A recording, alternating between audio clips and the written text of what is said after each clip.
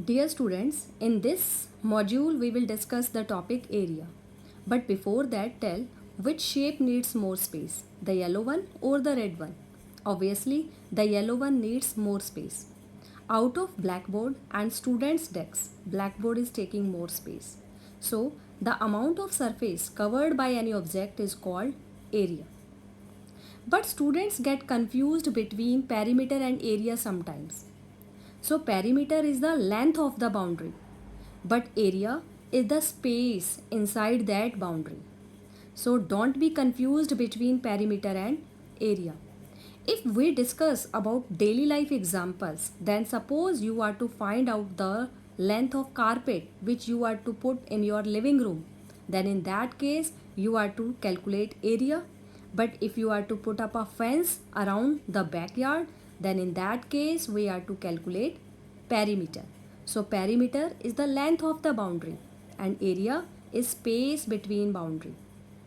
Now, how can we calculate area of a shape if which is drawn on a squared paper? The area of the shape can be found by calculating the number of squares. So suppose we are having this figure and we are having 16 complete squares. So area of one square is 1 square unit. So area of 16 squares is 16 square units. In this second figure, in letter A, which is having 14 whole squares and 2 half squares.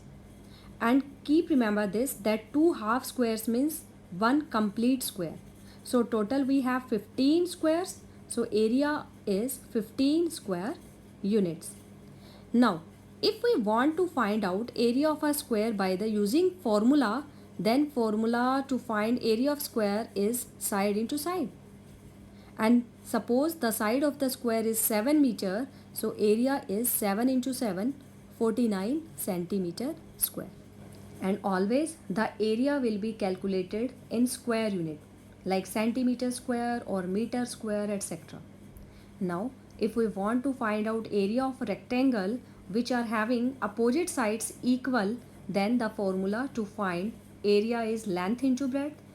Let the length of rectangle is 11 centimeter and breadth is 7 centimeter. So on multiplication we are getting 77 centimeter square, which is area of rectangle. So formula is length into breadth.